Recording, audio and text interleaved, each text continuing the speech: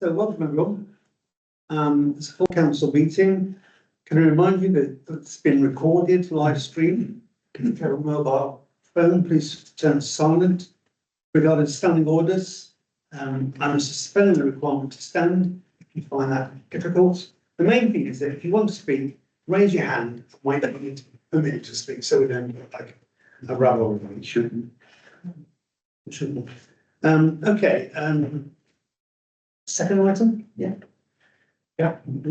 So we've got a vacancy and we want to co-opt somebody. So we've had 3 applications, and what we're planning to do is that we've got apologies from 2 of the applicants, from Bill Jacks and Mr. Bevan is withdrawn, as of literally 5 o'clock tonight. Going to withdraw, okay, family commitments. So we've got 2 applicants really. Is the other applicant here? Yes, you are here. So would you like to add anything to your statement that you've all read? Well, I thought it was quite comprehensive, so can I answer questions? Because I Yes, rather than me, because I don't really know which bit you want me to expand on. No, and your statement was really fulsome. So have anybody got any questions to ask candidate? Councillor Brown. Yeah, excuse me. Unfortunately, now, sorry. Do you understand the commitment that is expected in this role? So you'll be able to asked to attend it. I'm in a lucky position saying work part-time. So I've got probably quite a lot of time available to commit to this enterprise.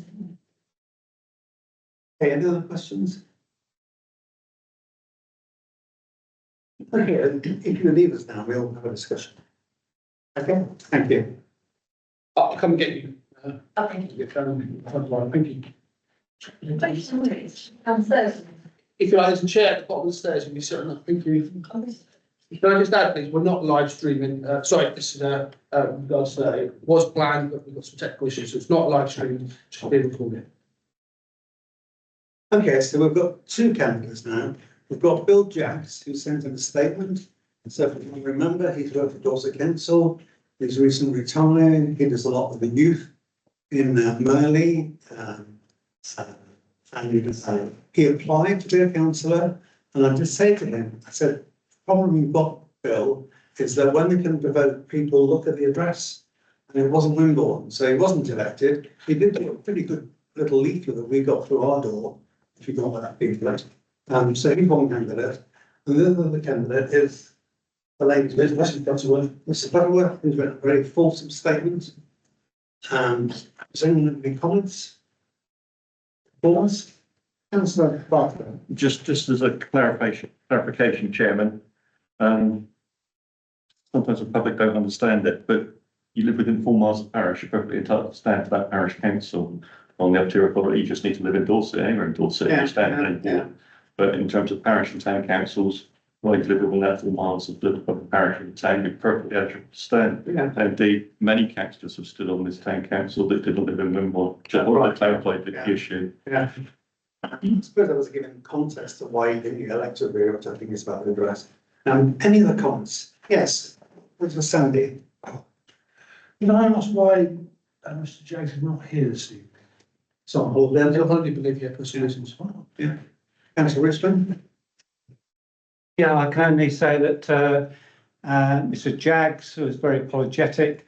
Well before even the election was held, the initial election, he'd already committed to an anniversary holiday. And so he was very disappointed. He was very disappointed that he wasn't able to actually come and present his own case here now. Yeah, you're right to be as well. Any more comments? And do you want to comment? No, I was just surprised at the amount of information from Mrs. It took me quite a long time to get through it. Yeah. Apart from that, she hasn't been in the town very long, has she? And seems to have been all over the world. But apart from that, nothing. But I would like a ballot, please. Paper. Oh, right. Okay, so under our standing orders, it doesn't sort of encourage secret ballots, but we can override that if the majority here think we need to do a secret ballot. Is that what you mean, Dan? Yeah, I just don't, if we were voting as an electorate at an election, it will be a secret ballot. Yeah. I just feel that we need to go forward with that. It needs to be a So secret. we need to take a vote on that. Councillor Billington.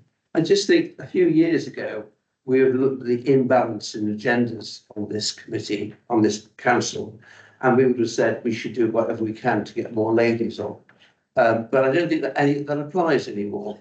I remember 20 years ago, I actually said to an interview panel, if it's just between me and the lady and it's close to thing, I think you should probably give it to the lady. I don't think that applies anymore. So I don't think gender should be any issue in anybody's mind. Okay. Councillor Nash. Something to counter your point, I'm going to. I think the more voices we have in the council from different places, whatever they be, gender or whatever, it's a positive thing. I think both people are qualified. I think both people are doing this for the right reasons. But yes, let's consider that we are woefully understaffed with the parents. Thank you. Councillor Richmond. Yes, I'd like to support councillor in saying that gender shouldn't come into it. It should be solely on the suitability of the candidate from past qualifications and involvement.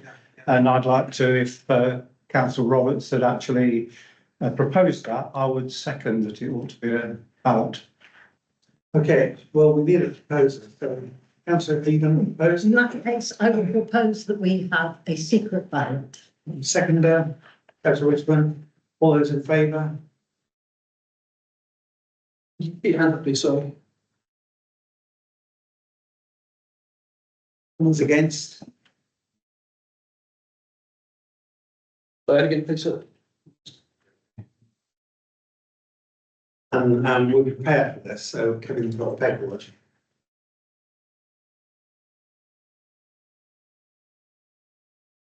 Yes.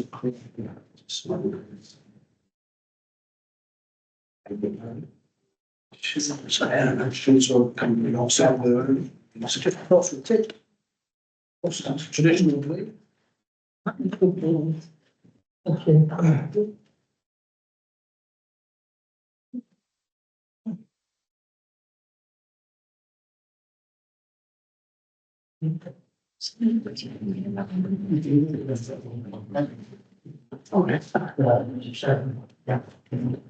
Remember the top one, Mr. Brennan is no longer candidate. Bottom two. So it's either Limber or William Jacks. So if you put a cross and fold it and go on down the line. That's James Club.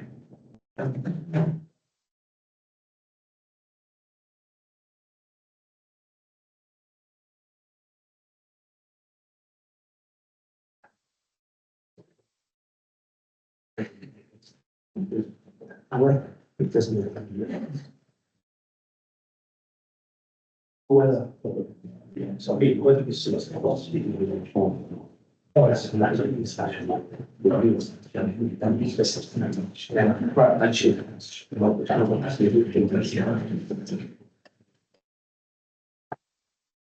Can you double check before? Drum roll, couldn't we?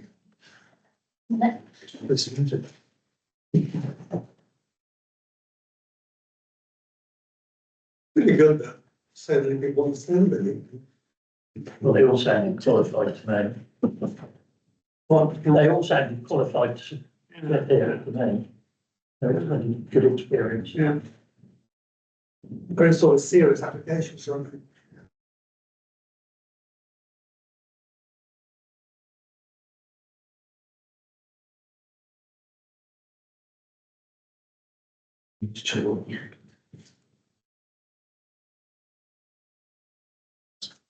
Lucky we've got a statistics expert here.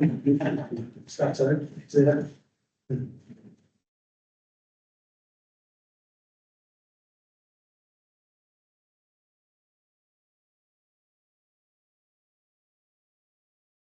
yeah. So we have,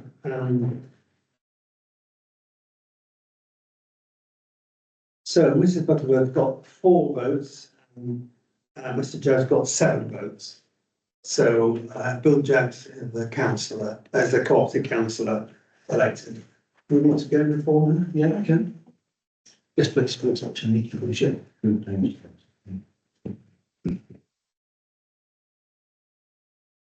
It's a good piece of local democracy, man. Okay. Moving on to apologies for absence.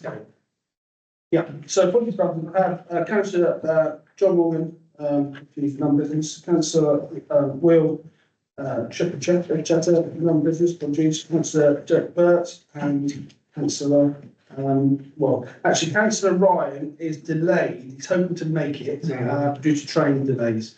So obviously, so if he comes in, it's at the end there. But, Okay, you want to propose to accept those? Yes, councillor Nash, second that.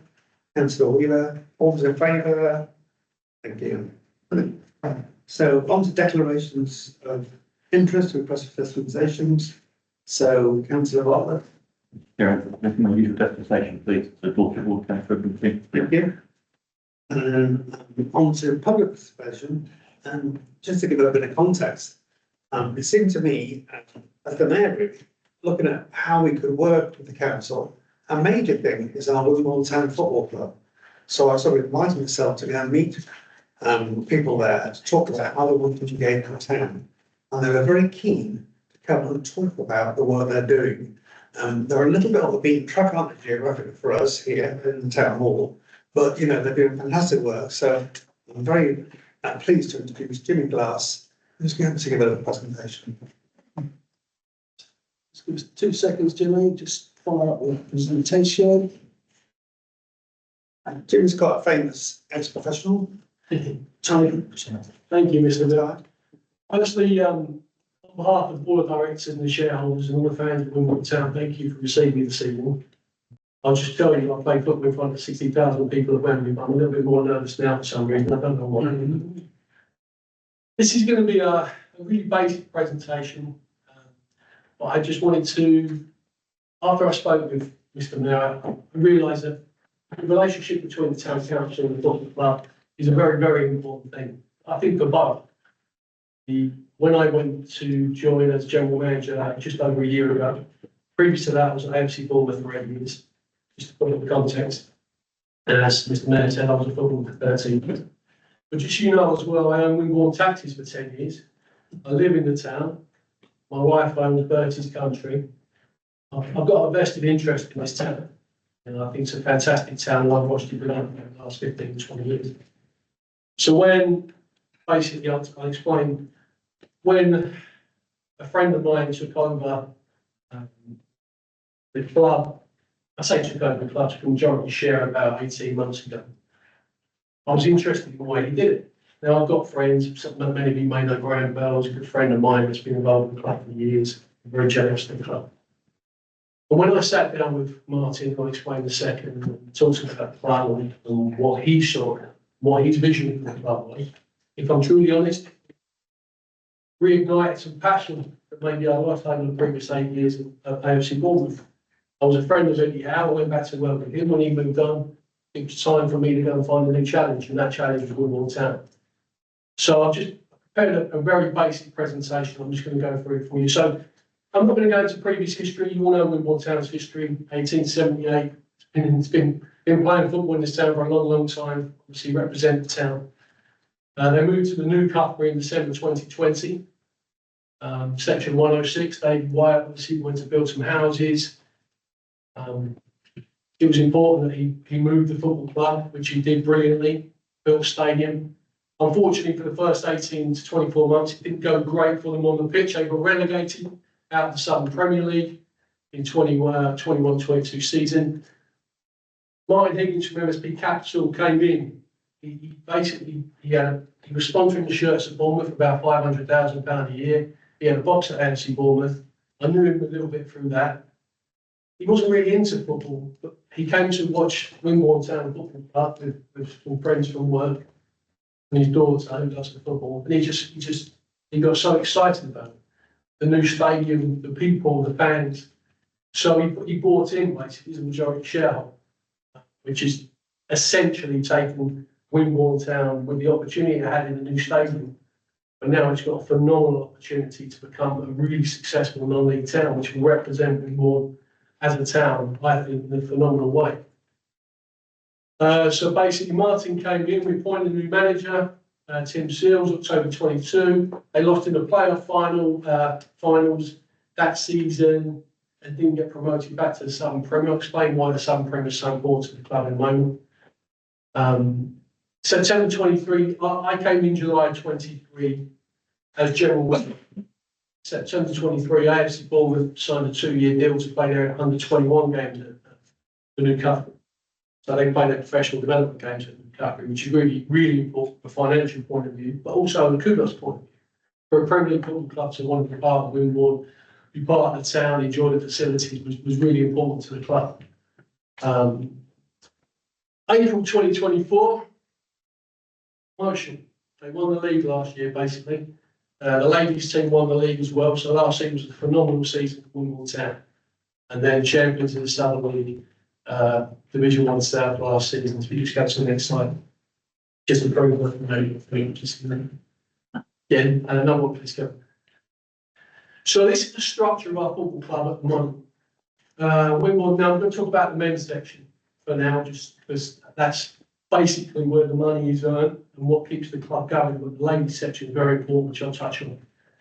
The first thing playing the Southern Premier League, which has got the likes of Town, Dorchester, Gosport. We're playing against Gosport tonight, so you have to excuse me if I shoot up a bit lively. I've got a game to run. You've got Totton, you've got Sholing, you've got Winchester, you've got Basingstoke. So from a financial point of view, getting back into the Southern League, Premier League was very, very important to the club. We have a reserve team, which is made up mainly of under-18s that play the next one down, the Wimborne Town Academy. So we have about 25, 16 to 18-year-old lads studying their BTEC in sport on a daily basis, getting coaching at the club. So that's a two-year course for them. You then have the development centre, which is 10 to 16-year-olds who get extra training that come out of grassroots football and we want to improve. And then there's two sides it goes on now. Wimborne Town Youth, which I'll touch on, but we also have Wimborne Town in the community, which the mayor has spoke to Brad Patterson, who's just come on board. Now this is really important because obviously everyone knows Wimborne Town and the community has been really important to Wimborne Town, but we want to take it that step further. Now we go out into schools, we do after school training sessions, holiday clubs. We've got mother and toddler groups on a Thursday morning at the stadium now. And we have a mini magpie section, which is under 6s down, which I think on Monday had 71 children playing at the stadium. Just the bomb on going next. So the Wimborne Town Youth section, this is something to behold. We currently have 40 youth teams, 40 are ranging from under 7s through to under 18s. So we pretty much close to just under 1,000 young people playing every week in the name of Wimborne Town. Now I just want you to think about that. 1,000 youngsters playing football in the name of Wimborne Town. And that's a mixture of boys and girls, as you see. Now they compete in the Bournemouth leagues, the Dorset leagues, and the Hampshire leagues. Okay, now this is, when I came in and I saw this whole structure, and the first thing I saw was the stadium, it was brilliant. But when I saw the structure of the club, what was in place, I turned around to Martin 3 weeks later. I said, "You know, you've got a football club, not just a non-league. You have a football club. You know, I've grown up in football. I've seen them fail. I've seen them succeed. But everything is a Wimborne Town now for it to succeed. The youth section is massively important. We also had a hugely successful youth tour at the end of each season. This year just gone, over 2 days, we had 80 youth teams. 80 coming to play at the cup. Our community teams, as you can see, we have a walking football team, and very important, we have a Billy Counts team. So that's the structure of Wimborne Town Football Club as it stands at the moment.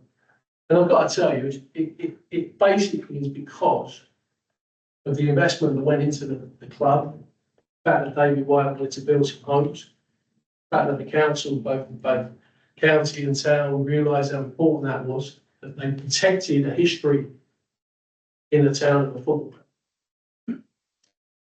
The ladies team now, as you can see, is growing. It's growing exponentially, and it's a really exciting thing for us. And the plan is over the next few seasons. Again, as I said, our ladies team won the league last year, along with our men's first team. We're really proud of that. It's a lower level, and they're going to gradually build up. We put dugouts in on our second pitch, which I'll talk about in the end of the season, so that every league they go up, what you have to provide is grows. The ladies sets up as well. We've got a first team that goes all the way down through development to the youth teams. Now, this is the reason, if I'm truly honest, this is the reason that, aside from the stadium being built, one of our directors, Ken Graham Bell, put his hand in his pocket. I won't tell you how much, but a sizable amount of money, and laid a 3G pitch.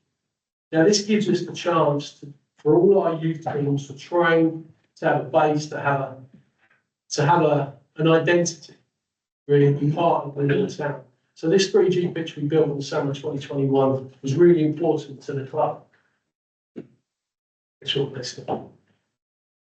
Because of the success we've had over the last 2 seasons, our sponsorships, our corporate commercial sponsorships are rising. It's now called the White Home Stadium. So David didn't only build the stadium, obviously he had his reasons to, and he donated to the council, Dorset County Council, he leaved it back to us. But he's now come on board in July this year. He's sponsored the club for the next 3 years for a reasonable amount of money, which will make a massive difference. So that's why it's now called the White Home Stadium. Now, Davey's not a massive football fan, but his relationship with Wimborne as a town is very important to him, obviously.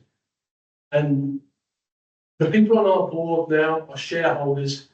I'll be honest, no one's making money out of this. This isn't an investment opportunity for anyone. This is a legacy project for some very wealthy people who want to give back to Wimborne and want to give back to the youth and youngsters. As you can see, there's some local names there.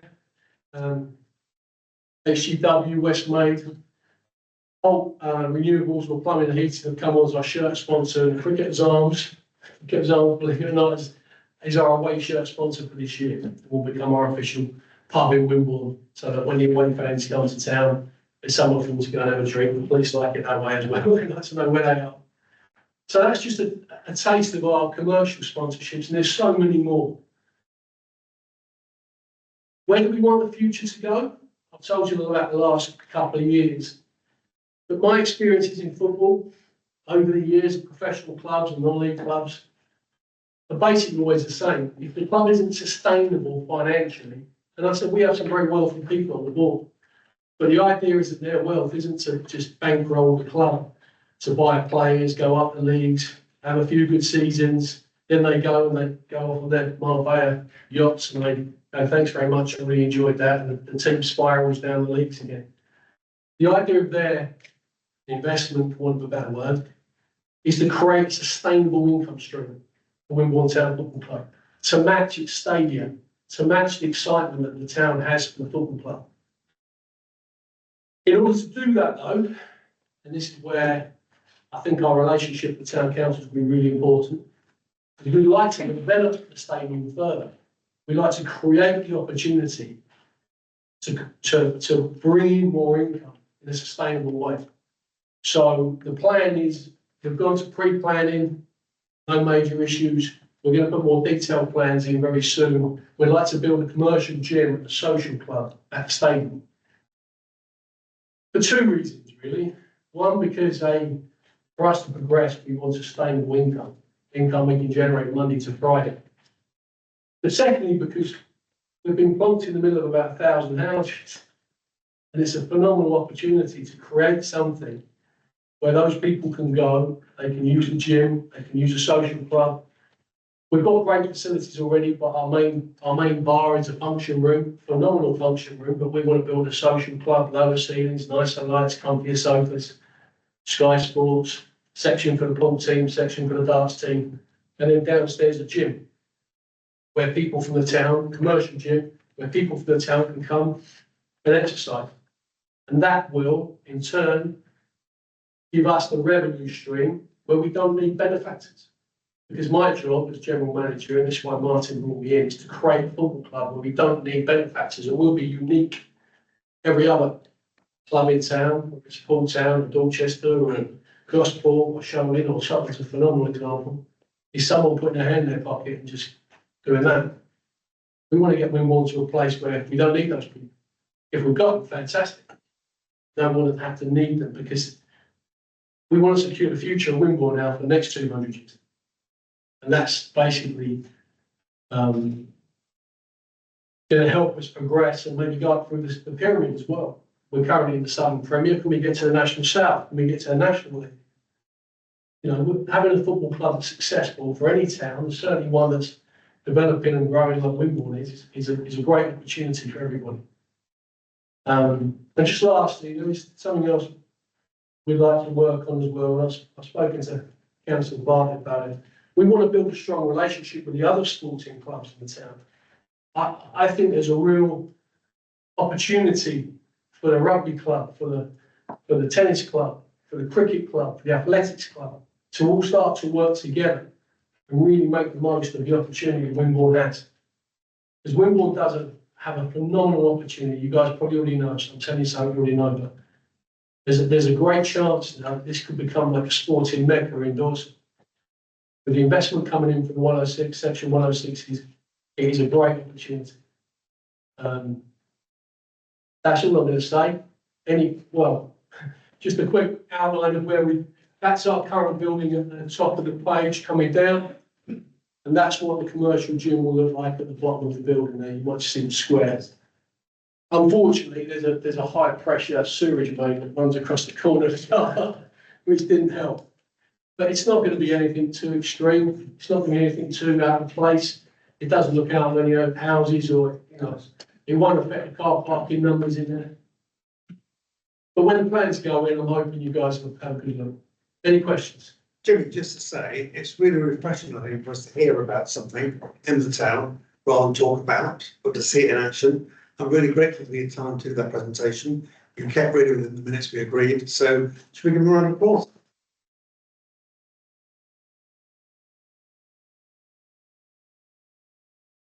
Yes, by inviting you in for a meeting with a group of us. That's okay. That's fine. Yeah. Thank you very much. Thank you. Thank you. But if you don't mind, please don't think rude. We've got a game tonight. Kick off in 15 I've got minutes. 1,000 people in the ground. I need to go. I should be home safely. But thank you very much. Anybody needs any information, please, council's got my email. Yeah, thank you. That was a bit different, wasn't it? I really enjoyed that. Very good. Okay, item 6, we move on. Dorset. Oh, we've got a report. Yes. Okay. So the received report from Sam Payne this afternoon, just an update on what's going on in town. Basically, I'll just read it as he says, antisocial behaviour over the summer appeared much less than a year. Reports from areas such as Red Cots as lower than previous years. Several youths have been given warnings under the community consequence scheme, and one youth has been dealt with for 10 offences in the town, predominantly shoplifting offences. The bid and the police tried to report in July, it's his words, I'm not sure what he means, whereby shops were given forms to complete with any issues, i.e. thefts, antisocial behaviour, etc.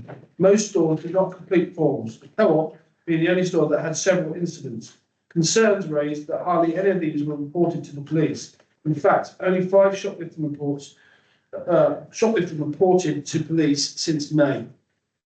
We have a concern regarding youths from QE school causing issues at Crownmead after school time. As a result, we are working with the school, local businesses and targeted outreach workers attending during relevant times.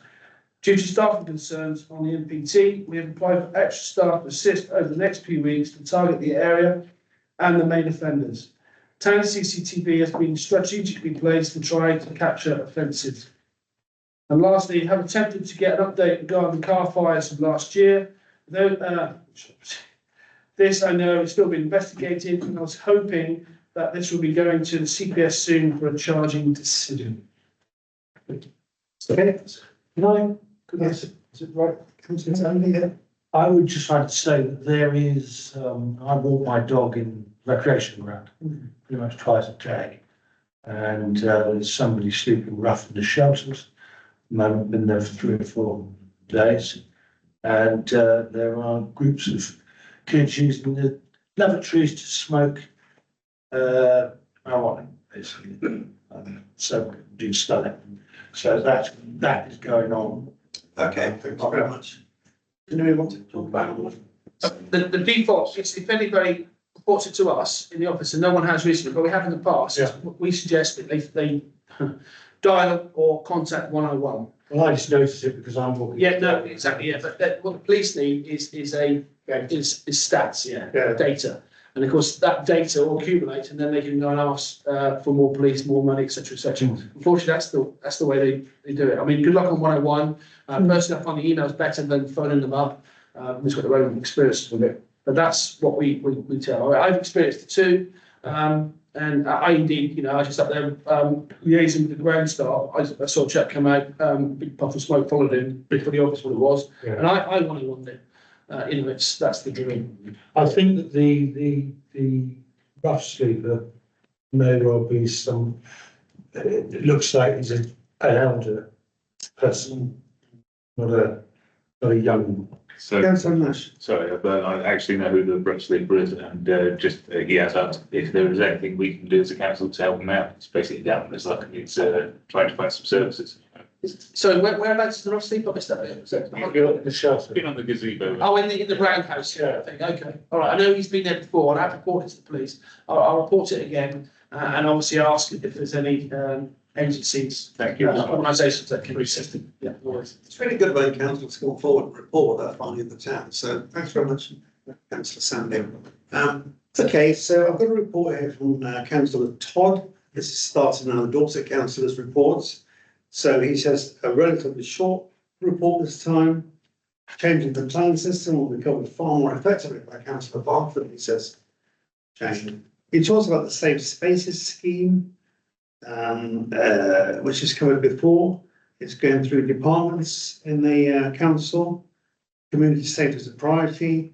The focus is on safety for women and girls, especially in the Weymouth area. He also talks about Portajack Park, improvements in developer-resident communication, but significant snags across phase one, site visits scheduled, and he shared a document with residents to enable them to log the concern in an after meeting. And finally, on Aldi, kept at the bottom, so they've submitted an application. He's referred the matter to the committee. His concern is the inadequate analysis of projected uplift in traffic volume, the impact of redirected traffic in Camperbottom roundabout, and the complete ignoring of Wimborne residents using barriers such as Hayes Lane to access the site rather than going via Camperbottom. So that's Councillor Andy Todd's report. Should we come to Councillor Bartlett? Thank you, Chairman. Just very briefly, we have a new enforcement policy. It's been written up within Dorset Council. It's been through a review committee and it's ready to go to Cabinet to be adopted by Cabinet. I don't foresee any issues with that. Upper tier authorities, it's a discretionary service, enforcement. We don't have to do enforcement. Most statutory planning authorities do enforcement, but as I say, it's a discretionary service. Unfortunately, enforcement has very little teeth in it. There needs to be a change within legislation, which we should be pursuing to create that. The other thing is, in terms of the local plan, the officers are getting their heads around the shake-up that come from the new government authority over planning. The new local plan in housing numbers, just to give you some idea, in the 2021 local plan that we were working up, we were expected to deliver 1,843 homes a year in Dorset during the life of the plan. That has now been changed from 1,843 to 3,230 homes a year. It's not likely we can achieve that. We will have to go out to reconsultation again for new development sites. And just so everyone's aware, these are housing numbers that the government insists you have to deliver. If you don't deliver them, it comes with financial penalties and they increase the number that you have to deliver as well.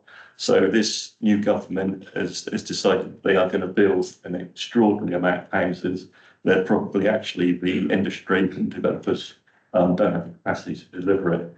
As upper tier statutory planning authorities like Dorset Council, we don't build houses. We're dependent on developers building the houses. And of course, that's also dependent on the housing market as to what the housing market will will achieve, will it sustain. Happy to take questions, Chair. Okay, any questions for councillor Barber? Just out of curiosity, is this going to be facilitated by relaxing planning laws so that you get more areas where you can build houses, or is this not helped like that? The local part of the local plan, there will be policy making within the local plan that will help to deliver that housing. But the trouble with Dorset is that we have so many constraints with, they're not, areas like stand natural beauty now. I'm trying to remember what they're called now. They've changed the name of it. SSIs and Lowland, Dorset, Heathland again, all of these are constraints, Greenbelt as well. There's not as much Greenbelt actually as people think there is, but as you say, they're all constraints that prevent you from building. Within the policies, there's a certain amount of policy making that will help to enable to deliver that housing, but it's tough. Thank you, councillor Sandy. Yeah, I was just going to ask, I mean, are they aware of the effect on the housing market? Housing? You know, because I mean, no one's, I think they're struggling to sell the ones they've got. Yeah, You know, and therefore the developers are not going to be keen, you know, if they can't get a return for it. yeah. Through you, Chairman, yeah, you're quite right that it's dependent on what the housing market will sustain and whether people are in a position that they want to actually buy houses and how that market is going to develop. So we know that we've gone through a cost of living crisis, which in certain areas has slowed the housing numbers down. Wimborne actually has ridden that pretty well, actually, the developers that are building around Wimborne, because Wimborne is deemed to be a very sought after place to live. It has been for many decades. And when they started building out core strategy sites, a lot of it was being bought off plan.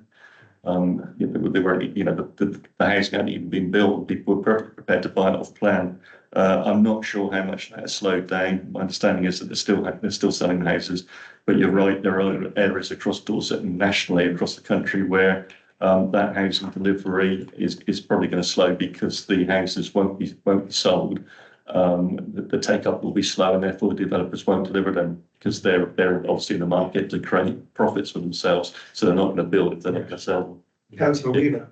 Yeah, I mean, it's just really to endorse the room really, and I think Councillor Wright, you know, we took on more than our fair share in the last round of house building. This is the yearly target, I assume.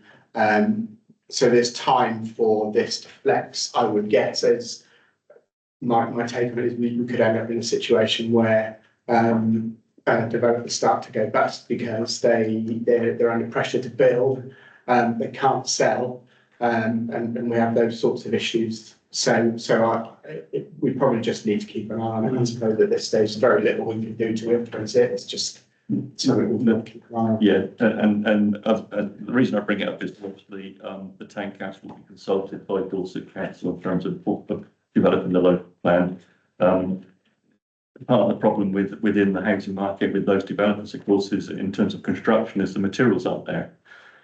We saw that when we went through COVID. There was a material shortage that came about, and various conflicts such as Ukraine aren't helping that issue either. With certain materials the market just isn't there for those materials now. Something I didn't touch upon actually was the BCP. So there's something called it's the duty to cooperate across council borders. So you get council authorities that can't actually deliver their numbers of housing. So BCP, obviously, Bournemouth, Christchurch and Poole, are in a difficult position that they don't have a lot of development land. So they were required to build 2,766 homes. That's been increased by the government to 2,962. They submitted their local plan to the inspectorate, the government, and after they submitted it, they then sent us a letter asking for a duty to cooperate. Could we take some of their housing numbers? Which would be nice to have known before they submitted the plan, but they didn't. And they told us afterwards, and I'm waiting to have that conversation with them, which will be an interesting one. And one thing I've picked up here, when you look at the estates, there doesn't seem to be much cheaper housing. They're all quite big, expensive houses, but Councillor Brown. Yeah, do we know, Shane, if there's going to be any council housing provision in all that? No council housing. What they talk about is, at the moment, is social and affordable, but the government, the new Labour government, is making a lot of noises around true social housing. Yeah. So part of the problem that we have here is that the housing we provide in terms of affordable rent, as you all know, is 85% market value. And you're looking at one of the most expensive areas in the country to actually rent housing. I mean, our housing prices and cost of living prices are comparable with parts of London, but our wage economy is very low.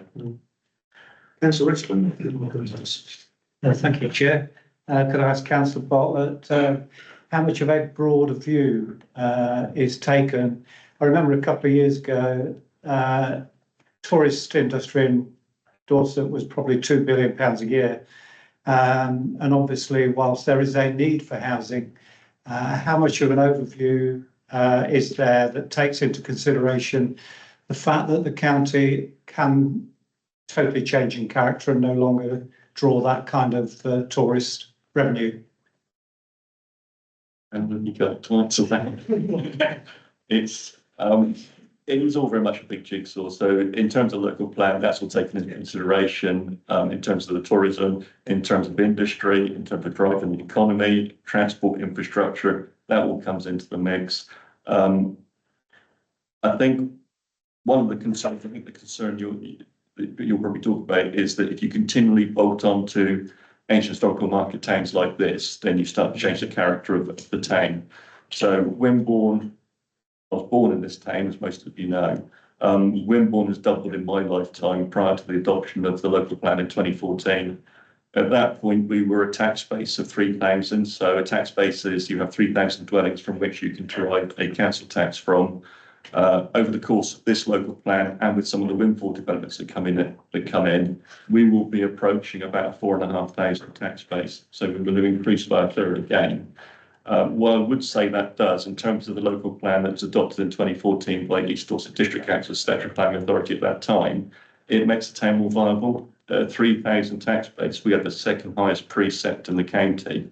By growing the town as we have, it becomes more viable. You've seen that in the high street, with the sitting out. We've got a high street that is vibrant, it's alive. A lot of towns of our size, their high streets are dying. But we seem to be riding at the moment the pretty well compared to a lot of other places. I mean, if you go to Small High Street, and that's obviously a big town, but they've obviously got quite significant issues there within their economy, within their high street, within their retail outlets. And something could be said the same for Bournemouth as well. Okay, we'll just take one final question. Yeah, again, the duty to cooperate is interesting to me. When we spoke about the development north of Merlin, we said, look, you're going to impact on our town. Please, can you take that into consideration? They kind of swept that away and built them building them anyway. So, and we are going to feel the weight of that. So yes, Wimborne's increased, but also the surrounding areas. And Corfmullen are going to go the same way. So you're in an awful position now to deliver the news. I think we just need to take it and keep an eye on it and adapt as it goes forward. Yeah, there's something perverse around borders, whether they're county borders or parish borders, whatever they are. So you're right, the new development is going in off of Oakley Lane. Just like Merley, those residential population will look to Wimborne as being their hub town, even though they're in Poole. They're in VCP, they won't look to Poole as being the hub town because Wimborne is so much closer. So they will use our doctors, our dentists, our schools, play areas, all of the infrastructure. They won't actually pay anything towards it because their precept, their local tax will go to BCP. But it's the same across many things, whether it's police, the blue light services, fire engines, whatever. At the moment, Hampshire, at Summerley, there's a proposal to potentially close their household waste and recycling centre. Well, that caters for the whole Verwood area as well. Dorset residents cross the border into Hampshire to use that household waste and recycling centre. Dorset Council pay a contribution to Hampshire Council for our residents to enable them to use that. It's saying that we get a Brook Road household waste recycling centre, residents from Merlin coming down to use that. It's one of those problems about those borders, that you can get the residential population will drift backwards and forwards across borders to use various services. Thank you very much. Thank you. Okay, we'll move on. We're going to move on to the agenda. So on the men's report, just to say two sections really. First of all, I'm spending a bit of time sort of raising money for the hospital and planning Wimborne. So we're doing these mayoral walks once a month. They're pretty popular, we've got over 100 one of them, not so many this Sunday because of the weather. We did a town trail recently, attracted 30 people, raised £300. We've got a big quiz that I mentioned coming up. We're having a pie night in late November. The TAP had a ball and they contributed over £100. And then when it was the food festival, there was a sort of cake competition that we managed to get £150 from. The other day I went out on the town with the check was on and just said, could you contribute for a raffle prize? And I came back with a big bag with £600. But people get, like the jewellers gave me a £200 necklace, Town Bottles gave me a £50 voucher. So people have been very generous. In terms of mayoral events, I went on the Bridport, chain gangs where all the mayors go together. I'm very innovative council really. And what they've done, their position is that when Dorset Council say we're closing your youth service, they say, oh no, you're not. We're going to invest in it. And they've retained a number of really key services just through hard work really. We had the militia weekend where the weather intervened, a great range of stalls and talks.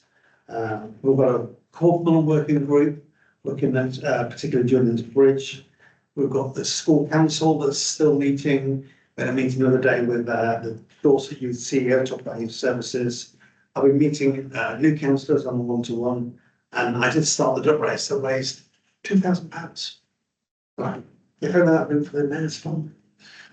Okay, should we just go around the room and anything people want to say about your representatives? Nothing this period.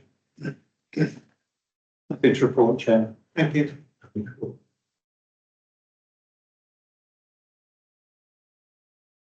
I attended a Wolfville board meeting and things are going on. They're looking for more artists to come in. They've got more space for artists to come in. So if anybody knows an artist that might want to have a creative space in a nice community, that would be good. And they're doing regular sales once a month using the courtyard. It's a great place, actually. Lovely. Cafe's doing well now. Yeah.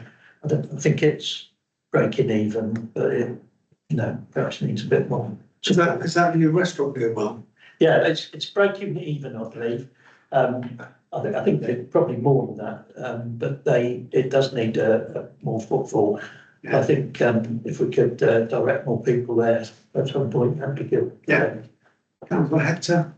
I recently attended the Wimborne Moral Waste meeting, and we have the Green Festival coming up in October. So there's the balloon alternative workshop that I'm supporting with, and also the blister pack installation, which is for medication packs that have the foil and plastic.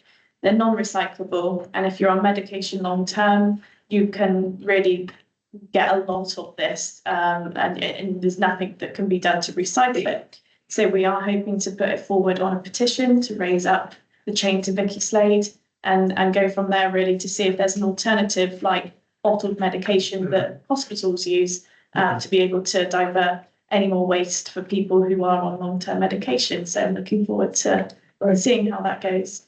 And planning Wimborne applied for some funding to Dorset Council, and they got the funding, which was about live streaming some of the Green Festival events to like Planet Burbeck, Planet Bridport, which I thought was really good. Councillor Roberts. Chairman, Wimborne in Bloom. The clerk did ask me to find out why the boundary planters haven't been planted up, and basically it's because we've got to get people to keep them up and to water them, and there's just not the interest in doing that. The planters and the baskets will come down on the 1st of October, although they're still looking quite good. They're coming down then because that's when our gardener chap does them. We had an inquiry from McCarthy and Stone at Avenue Road. They are opening at the end of October officially, and they wanted, they've got some planters down there, they wanted planting up. So Wimborne in Bloom are hopeful to go down and plant up a herb border, which then should be taken over by the residents. When the plants come out in town, primulas are going in. And the chap who does the gardening has informed us that next year's colour scheme for the baskets and planters will be apricot white and burgundy. So that's that. I then got thrown in at the deep end for the DAPTC because no one else was around to go. And I went to that. Nothing much to say about that. And the other thing was I went to the joint meeting between Wimborne, Minster, Mulling, Coal Hill, Hull, Pamville, about basically the road out of Wimborne and the bridge. There are 3 suggestions at the moment: a footpath, a cantilever bridge, and a shuttle service. They are contacting Vicky Slade to see if she will come out and have a look at the problem. And they're also trying to get hold of the area traffic manager from DC and a national highways engineer, because it's not just the bridge, it's the pedestrian access across to Corfmullen, and are now more concerned than ever because of the amount of school children coming down and having to come into Wimborne. So, and of course the cyclists. I think that is about it. Yeah, that's it. Thanks very much for getting involved in the meeting because we couldn't go from the. Yeah, very good at that. It's very interesting. Okay, item 7 is the full council minutes of 3rd of July and 20th of August. We're going to take that as one item. Anyone want to comment on the minutes? Any queries? Go with the proposer. Proposer? Yeah. Councillor Nash. And second now, Councillor Brinton. All those in favour? Raise your hand. Rich. Item 8. This is about the Finance and Governance Committee, about Councillor Hector replacing Councillor Sandy. I think they've agreed on that. So we just need to launch a comment on that. Councillor Hector. I just felt that for my personal skill set that I wanted to step down from this. Right. Because I think I should work with my personal strengths, and finance unfortunately is not one of them. And on that basis, I did propose that perhaps somebody better suited to numbers would like to take my position. Councillor Sandy, a full word. You happy? Yes, no, I'm not on the committee, so it's, I'm happy to propose that change. Proposed by Councillor seconder. Councillor Nash, all those in favour? Good. Chairman, while we're on that, cannot we have a complete Yes. list of who is on what? It Because does it exist, yeah, it's on the SharePoint, it has always Oh, is it? existed, obviously it's back to be It's updated, changing. but it'll change now, Yeah. yeah, but it will go on SharePoint, All right. as is the drill. Thank you. As I don't go on, Thank you. well, that's use. Right, we're on to item 9. And note the Planning and Environment Committee minutes and the joint working group, just note that. Any accuracy points? No? Councillor Richmond, you propose it? Second, It's just the noting, actually, just point actually, councillor Richmond, mentioned the PEC, that I, Plan Environment did on Tuesday, which I've updated, I sent the second email updating that to that's what I think, yeah. Thank you, councillor Richmond. Okay, thank you. Now, item 10, recommendation for the planning, from the council standing committees, planning environment. Simon, do you want to lean on this? Yeah, I'm happy to, Chair. So I propose that we look to increase the tree canopy of Wimborne. What that means is that we look to treat our trees as infrastructure. So therefore, if there are any changes that are going to happen to trees, that we are consulted rather than just noting that they're happening. And also that there'd be a little bit more around some, should we say, a kind of fettered view of the trees. So, for example, we can keep being told, yeah, that tree had to come down because it was diseased. Or, a developer gets pays an arborist to go around a whole load of trees and say, yeah, this one's going to die, that one's going to die, and just cuts it down. We'd like somebody that's a little bit more independent to take a look at that and give a view, rather than just acceptance of those. But also, the other side of that is, we'd like to plant more trees. So I propose that we make a start by putting the challenge forward to Dorset Council under their strategy, I think it is, tree and woodland strategy, TORS, tree and woodland strategy. So we kind of want to take that on board, adopt it, and see if we can find a way forward. I know it's not an easy thing to do, but I wanted to make a start so that there's a bit more environment, the planning environment, not just the planning side. Okay, I want to propose that. Yeah, I can propose it. The second, Councillor Sandy, all those in favour? Okay, good. And under item 10, the Councillor Robertson mentioned the working group, and they want to undertake some speed traffic surveys to support evidence of work of the group. So Louise's suggestion is that we give authority to the Planning and Environment Committee to progress and report back to the full council with costings. People happy with that? Yes, and just to embellish it a little bit, just to give everybody a little bit more comfort about the kind of things that we're looking at. So there's very short-term stuff that we're looking at as to whether we can joint fund some crossings. So what the crossings hopefully will do is stop the traffic, but also give a safe passage across Julian's Road and the one in just as you go up Lambs past Lambs Green into Corfe-Mullen. So working with Corfe-Mullen Town Council, we're looking at whether we can kind of get in together and get 2 crossings put in so that you've got those crossings so that people can cross effectively and throttle the traffic at the same time. And we're also looking at various options, as Anne said, Councillor Roberts said, around how we can get people across the roundabout at Lake Gates, as well as across Julian's Bridge in a safe manner without affecting too much traffic flow. Just to give you an idea of how our thought process, we started with the nuclear option, which is to close Julian's Road. So you start from there because that's the obvious, safest way of getting people to and from, and then you work back from there and try and figure out what you're going to do. So it's quite nice. It's quite nice to work with another council on that. Yeah, a good meeting. We need a proposer. Yes, I'm more than happy to propose it. Second round, Councillor Nash. So all those in favour? Good. And then the strategic action plan. So I think the town clerk did a lot of work getting together a 5-year plan, which, I think it's got lots of strengths really. What she's now done in your documents is to do a tracking document so we can rag rate whether we're making progress or not.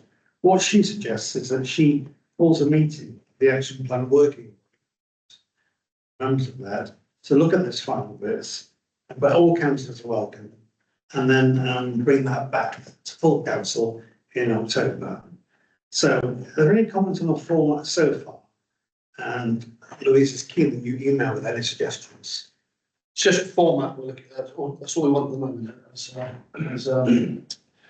As you said, yeah, we're all happy with formats. I like format. It's easy to use and it's easy to see what we're making progress on versus what we are falling behind on. Councillor Brown? Councillor Brown, you want to speak? Sorry, no. Sorry. Okay, so we just need to know that really. Item 2 there is about the climate action working group. Kevin, you're going to lead on this. Yeah, okay, so back in 2019, the council commissioned a summary report of energy efficiency. There's a little handout there, you'll see the recommendations which I'll refer to in a minute. So, and they produced low carbon Dorset Council produced this document, produced recommendations, which you'll see in the little handout there, and obviously, the reason why some of the recommendations weren't done just back in 2019 was COVID, obviously. So some of the actions have been conducted, but if I just quickly go through the recommendations, LED lighting everywhere was proposed for all council buildings, which reduces the cost.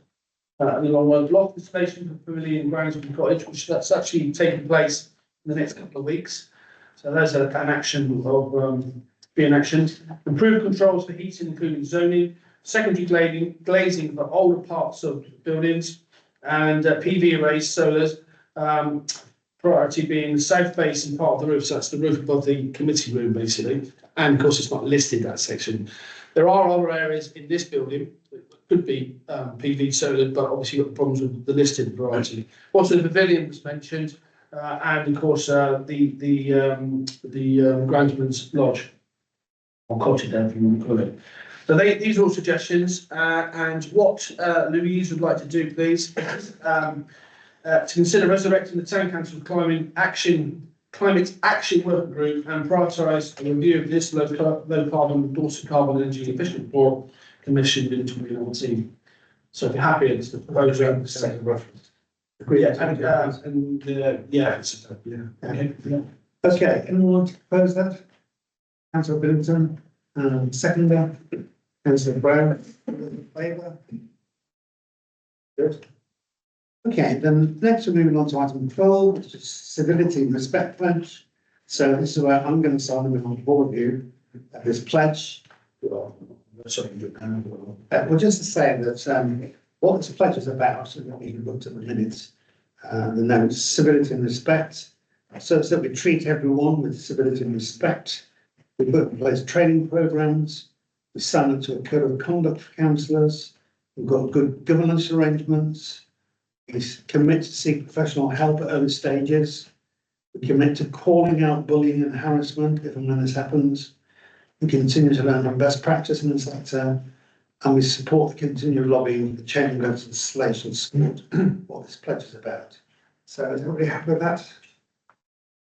Any proposal and second, please? First for that, Councillor Nash, the seconder, Councillor Brown, all those in favour?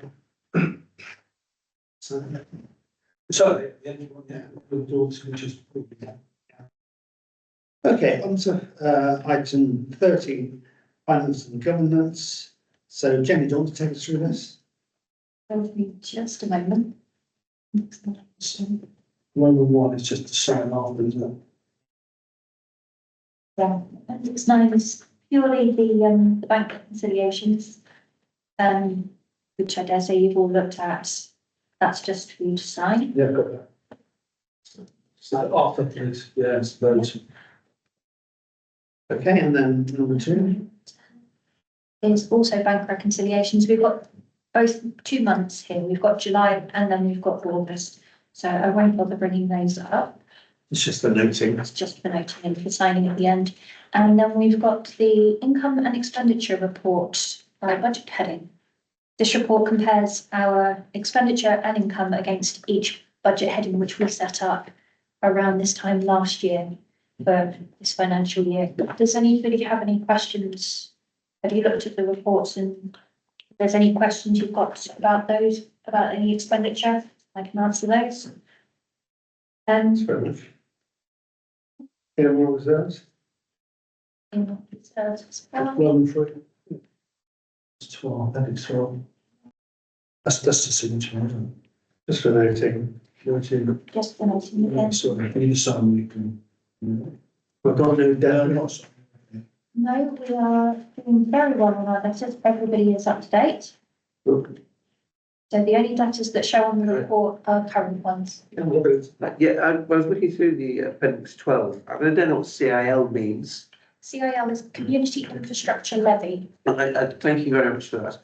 And I looked at a number of other reports as well. I was just wondering, could there be a key as to what on all documents as to what the acronyms are, and also on some other documents? Could there even be a glossary of terms that are specific to a working group? And that I have no idea what they mean. And it only needs to be done once and then be on a generic copy of any report they're done. Absolutely. Yeah, easy. Thanks for that. Okay, Jenny, I just want to congratulate you, item 5 now, on the annual governance and accountability return. So the accountants have said there are no issues to raise, no comments, so just a congratulate you for your work. Okay. And then finally, number 6, do you want to say what I want, 10, 12? This is basically to authorise the addition of the town clerk RFO as a signature on the CCLA. This, Got it, I don't know what it is. the CCLA, again, I can't remember the acronym for that one at the moment, Financing stuff. but it's basically, we are not covered by the financial, financial compensation scheme because we are a town council. So whereas your personal accounts are covered up to 85,000, we are not. The CCLA it's not a bank, but it offers deposit funds and it spreads the money across a huge number of different organisations. So the risk is considered to be extremely small, and it's specifically for local government and some organisations in the charity sector. And we've already agreed to deposit 100,000 in there. We'd already agreed that I believe David Trim and Roger Nash would be signatories on that account, but the application also requires us to have the town clerk. So, sure, proposer for that? Anybody not propose this? Anybody second that? Councillor Nash, all those in favour? Thank you. Okay, item 14, so replacement grounds machinery equipment. So this is about replacing the petrol equipment machinery that's not working, not cost effective, to reduce environmental impact. There's various positives about why we should do that there, and the cost of petrol will be reduced. Yes. So in addition to Hans Hart said regards to the costing of it, obviously the equipment's dated 2017. I think it's broken now. It's petrol. The other issue, apart from it's heavy and the expense, is we want to go to electric replacement of electric equipment, and mostly because of a thing called hand-arm vibrations. We may have heard about it's a health and safety thing under the Control of Vibration at Work Regulations Act 2005. Now, we could be liable to some quite hefty fines if we don't or I quoted there, hand-arm vibration can be very stressful for a lot of health and safety managers or business owners, especially companies will find over £500,000 for breaching the Control of Vibration at Work Regulations 2005. Hand-arm vibration is a condition caused by regular and frequent use of handheld vibrating tools and equipment, such as streamers and equipment that guys use on the cemetery and on the red cots and around town. It can lead to permanent damage to the nerves, blood vessels, muscles and joints of hands and arms, resulting in symptoms like numbness, tingling pain, loss of grip strength. Many injuries, carpal tunnel syndrome is one that jumps out at me in regards to some of you may be familiar with upset the arm. Dorset Council are slowly, because it's quite an expensive thing to change all the petrols to electric items, and we've probably done the same at home. Most of us switched to electric battery operated drills and such like rather than mains ones, and even trimmers to that extent. We have conducted a hand-arm vibration test, and that allocates, depending on the bit of equipment you're using, be it a strimmer, that allocates an amount of time in an 8-hour period you can use that device. So, for example, the strimmer, it's 2017, I think we bought it. That's how old it was, and well, that's how old it is now. And as it aged, obviously bits of kit, certainly internal combustion stuff, will vibrate more. And in the cemetery, for example, his strimmer that he's currently using, which we're looking to replace, gives him an exposure action value, so an exposure time, i.e. how long he can use it, a period of 1 hour and 39 minutes in an 8-hour period. So he's got absolutely lots of obviously strimming to do and whatnot. So he's only allowed to use that bit of equipment, the petrol one, for 1 hour and 39. Electric one, of course, will allow him to use it for, I don't know what it is, but considerably longer. So, The other second part of this item. sorry, did I jump there? I got carried away. Yeah. Yeah, so Roman 1 there is basically, that's just a sort of a preamble to why we want to change it. As I say, our vibration. Do you want to carry on with Roman 2 there? I think we've read it. Really. Yeah, so basically looking at purchasing an electrical trimmer and a blower with charger batteries at a cost of £1,434.50p under that certain budget there to replace the petrol versions of what we've got. Okay, any questions about that? Councillor Martin. Not really a question, Chairman, it's a comment. It would be remiss of me not to say it, because I feel quite strongly with this.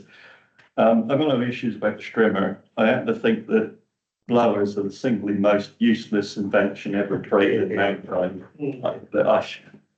I just don't understand the use of them. And if there's such a concern about gnarly trees and muscling trees, well, you don't get that with a brush. The brush used to be perfectly fine. I've got no problems with the strimmer, but blowers, I really don't get it. Sorry. Thanks very much. Okay. Nice what happens to the old equipment. If it's working, then we can auction it like we do with there's a Glenn, the grounds managers, previously auctioned, not auctioned personally, but sold to a company at auctions in farm equipment, things like that. Okay. I just like to say, I completely agree with Councillor Bolton about blowers. I wonder if we could actually be a world leader in banning the use of blowers on our cemetery.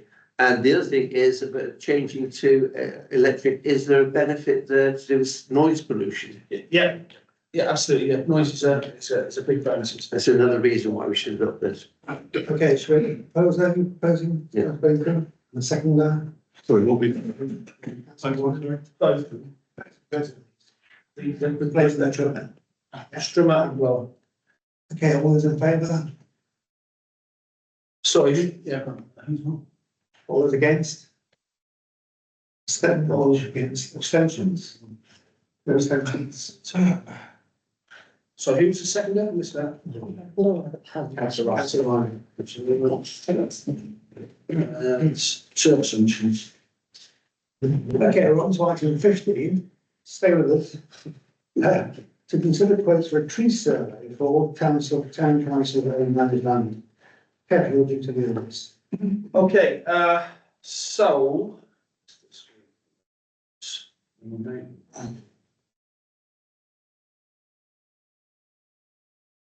Yeah, so we need to instruct a contractor to undertake a tree survey on the town council owned and managed land from an insurance and health and safety point of view. This survey will last approximately 5 years. I have 3 quotes.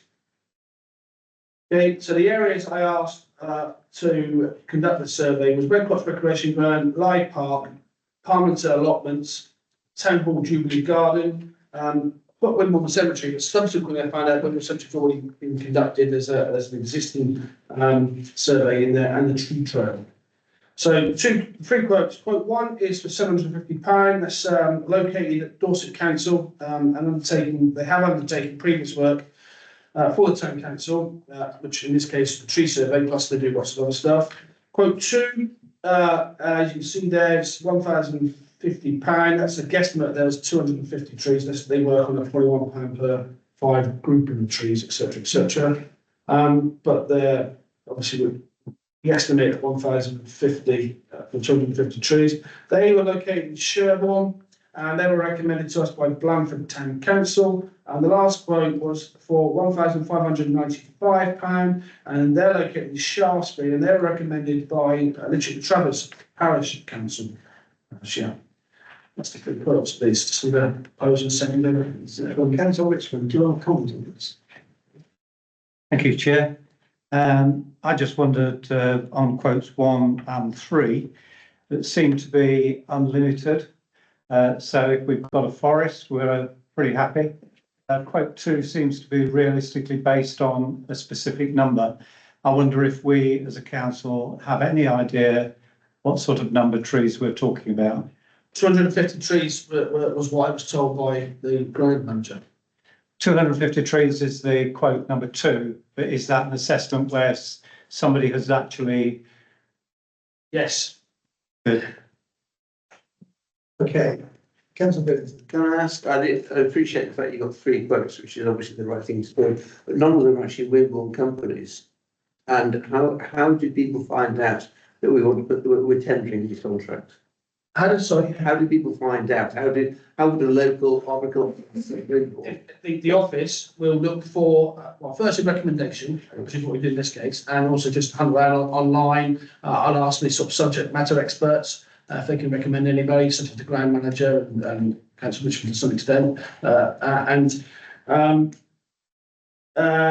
And that's it. I actually don't think there's anybody in Wimborne. I just literally do a Google search on some of these. They're all recommendation, but the other ones which I discounted before I got to these down to 3, and no one comes up in Wimborne. There are lists in Wimborne, but nobody does the tree surveys. So what Okay, thank you. Anybody want to say a word about which quote? Yes, Sandy. What was the scope of the, or what's to be the scope of the survey? Is it to see if the trees are healthy, unhealthy? Yeah, it's in the appendix there. Yeah, sorry, yeah, no worries. They do a thing called a visual assessment. They all do the visual assessment. And there's different levels, but this is just the basic level, which is what they're saying. And they conduct basically, they're looking for general condition, health and safety issues. I just you know what it says there. And I've seen a report, the Dorset Council report, the one done at the cemetery, and they tag them, and we basically get a PDF. Some of these companies offer some software, which, as it turns out, we end up paying to license it, sort of thing, which is looks good, but there's an extra money to it, so it's down to them. But the PDF document, which we get, going from the cemetery one at least, it very comprehensive map of every single individual tree, even Deep Dorset Council's trees, because you know the cemetery there, you've got the highways on 2 sides, and they even you know see the marked Dorset Council tree. Every single tree is there. It's really useful. It also has a effect of giving us information that a tree we may want to TPO. Which is obviously something that we're aspiring to do in the long run, to try and make an effort to protect and keep the trees. Okay, thanks, Owen. So, councillor Richmond, you're our tree expert. No, only to say that when I saw the Wimborne Cemetery plan, I was really impressed with the detail and all the trees having a number, as you say. So, which quote do you think? I was just impressed with that. And that's quite one, isn't it? So, you're just proposing quote 1. Do you want to propose that, councillor Richardson? Yeah.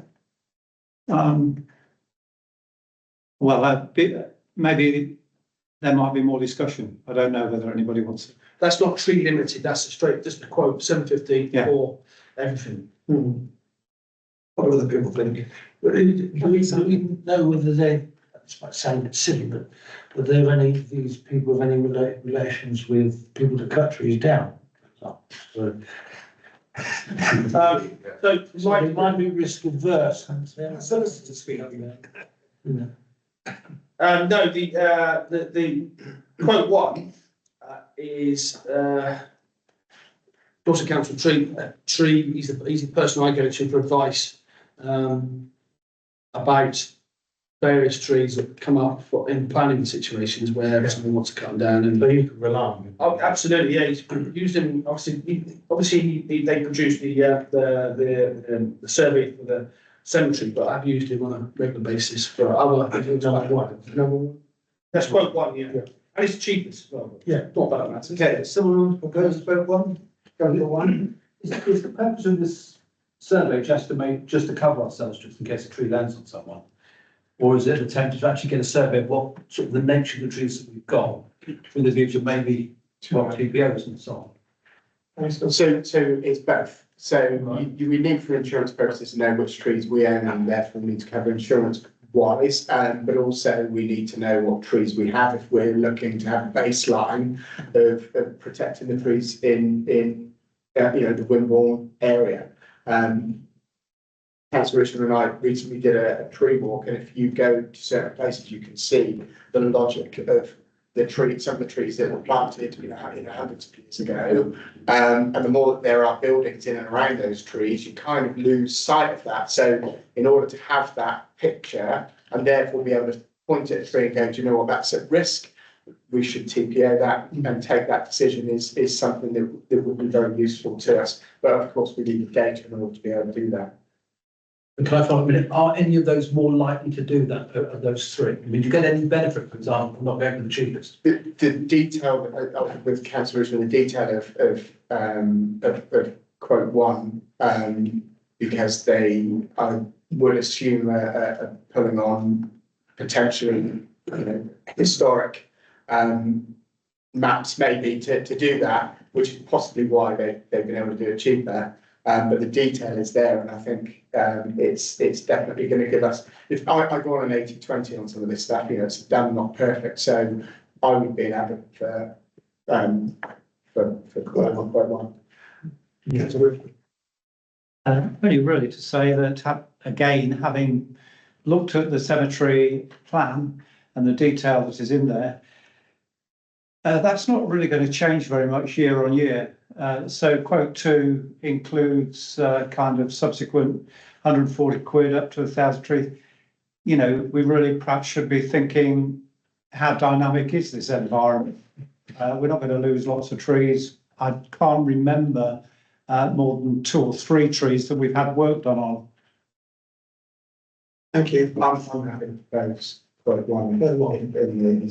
Second, councillor Roberts. All those in favour? Yes. Anybody against? Not against, Chairman. Can I comment? Due to the tendering process was from Dorset Council, was one of the tenderers, and a Dorset Council ward member, I think I've recorded as not voting, please. Okay. And abstention doesn't cut it with our solicitors in Dorset Council, apparently. Okay. Item 15.2, we're going to take at the end of the meeting exempt business because it's a sort of sensitive issue. Yeah. You're still here, yeah. Yes. Hi Phil. Do you want to say a few words about that item? Basically, hello everyone, my name's Phil, I'm from the tennis club. I've got Rob with me, who also works at the club. I hope all of you received this, just some history about the tennis club, what we do, what we offer to the community. I've just come along here really attending any questions regarding the tennis club or any of the information that was on this. Yeah, it's appendix 16 is the information from supplier. Yeah. On screen. Councillor Wheeler. Yeah, I don't have any questions. I read it. It was a comprehensive précis of what you do, and I just like to commend you on the work you are doing. The one thing I noticed when we have a working group meeting with you is that I think your role, you are a tennis club, but you keep a wider view down with that park. Is that right? Yeah, I mean, we obviously, like tonight, for example, it's getting dark, the floodlights are on, so dog walkers, it's a lot safer for dog walkers to walk in the evening. First aid wise, we obviously help with first aid in the children's park. Babies, parents use our toilets, but obviously sometimes the public ones are shut or not clean enough to use, so we let the public use them at times as well. So yeah, we've got a really good rapport with the dog walkers and people that walk in, and that's in the progress of our kids improving, and yeah, just socially say hello to them all the time, and yeah, I think we hopefully bring a lot to not just the tennis side, but actually the park in general, and hopefully makes it feel safe. That's what you do, Phil. Any other questions? Yes. Councillor Billington. No, I just thought it was an excellent and very comprehensive report, and I like the way you're looking to the future. I was just wondering, have you got any ideas about where you'd like the extra court to go? Well, there's been a couple, there's only really 2 places it could go, which is either on the basketball court or one on the end of the existing 3 courts. So it would be just in front of the hedge line, there at the end, it's the inside of that, but it'd be on the end of the 3rd court. Councillor White. Yeah, all of my questions were general point really. When I was campaigning, a lot of people were talking about the lack of tennis courts and lack of tennis provision. And what I would say is it's probably quite important that we do as much as we can to increase the public access to the tennis court, really, because obviously those 3 grass courts going was something that concerned an awful lot of people. So as much can be done with the public, or much involved with the public, would be something different. work towards. That's what we would be, if we had any additional courts, that's one of the things we would guarantee is that it would be open for the general public to be able to book online and hire. Okay, any further questions, councillor Wallace? Yes, Chairman, we've been through all this before, I believe, and we've been up there on many occasions and looked at the viability of putting on extra courts. It would make a squeeze point very, very tight if we went onto the baseball court, and taking up more of the green space by adding it on the end. So as I said, we have discussed this before, and I think it ought to go over to rec and leisure to have another look and see where we go from there. We'll pick up these points under exempt business. This is the opportunity to ask you any questions. Any other questions? Okay, well, thanks very much, you can. Moving on to item 16. This is about whether we should invest in someone machine, more than one. And I think Bennett's going to balance. The report is fairly self-explanatory if you've read those before. We basically put this to council back in April, and at the time it was decided that we would not progress with the card reader because it wasn't financially viable at the time. The question has since come up again, and we've got a couple of options. The bank account that we have at the moment only works with one merchant account provider, which is Wimborne, and the charges for that would range anywhere from £180 a year to 216, and then transaction charges on top of that. That's the only option that we've got with our current bank account. Another option would be to open a separate bank account, possibly with HSBC as their local in the town, and see whether they would accept us for an account, and then we could have a sum up machine or one of the other contactless card providers. We would need, if we took that option, we would need to go away and investigate A, whether we could qualify for such an account, and B, what the charges would be associated with that. Okay, I think we've got some views about this. Councillor Bennett, you've done quite a bit of charity work, haven't you? Yes, one of the things that's occurred to me, I went to the Goodwood Revival recently, which was a fantastic event, and nobody there seemed to be using cash at all, but people were happily donating significant sums just using QR codes, which were then linked to a Just Giving account. And having collected at the tap ball for the Mayor's charity, I can absolutely guarantee we would have easily doubled our money if we'd had that facility. So when it comes to collecting donations, I think it's advisable to have that, especially as people are becoming very au fait with using this technology now.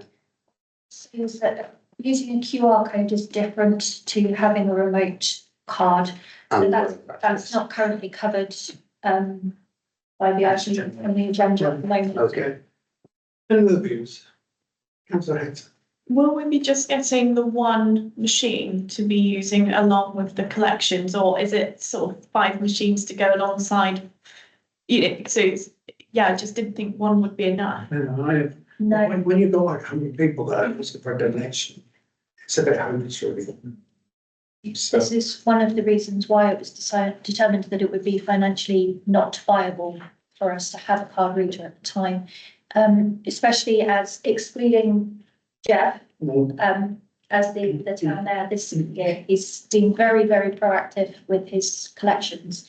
That's not to say that any other town there has not, but you are doing regular events throughout the year. Whereas in the past, the mayors have limited that to specific events, and there have been fewer of them. And outside of the mayor's collections, we only have 2 events currently, which we would use or could potentially use a card reader for, and that's the collection at Christmas and New Year's, I believe. Majority of our income from other sources.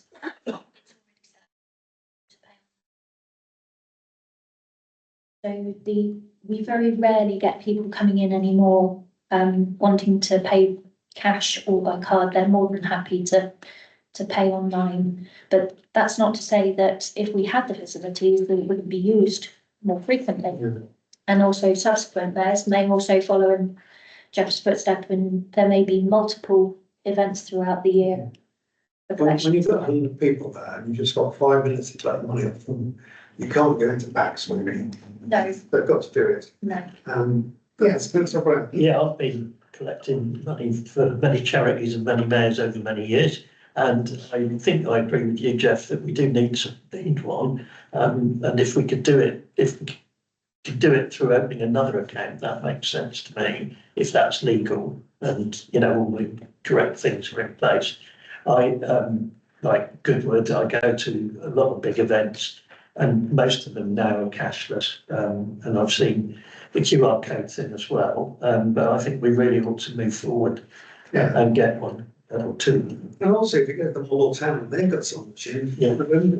They bring their some machines to our event. So I do think the time's right to move forward. And I think the idea of opening a separate account just for this would probably be a way forward. People want to. So I agree. I think opening another account could be harder than you think. Knowing how difficult it was for my charity to find someone that would take on our events is something that I think we should probably investigate. But I'm with you. The world has moved to a point where being able to tap is more like £5 off of somebody than you are. So because I've got a cash on me now, for example, I'm kind of relying on being able to pay my. It's quite sad, really, but that is kind of where I am at the moment. Should we request that the finance team sort of do more research and bring forward a clear proposal on this? Yeah. Totally fair. Yeah. Fine. Yeah, but generally, I think the mood of the meeting is that we should move forward to the 21st century.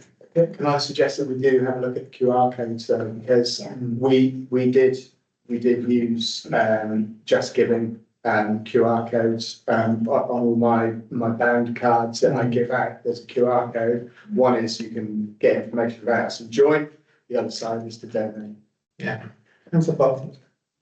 Sorry, I'm very cautious around QR codes and using those. I don't know in terms of our policy how we'd use them in the future, but QR codes are susceptible to scamming. So a couple of years ago at the Bournemouth Fair Festival, QR codes were put in car parks within the BCP area, and people started getting notifications from their banks that somebody was trying to empty their bank account. It happens. I contacted our officers within Dorset Council.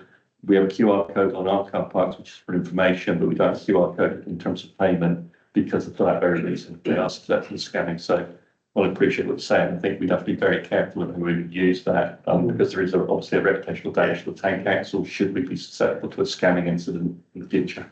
Thank you. Yeah. Okay.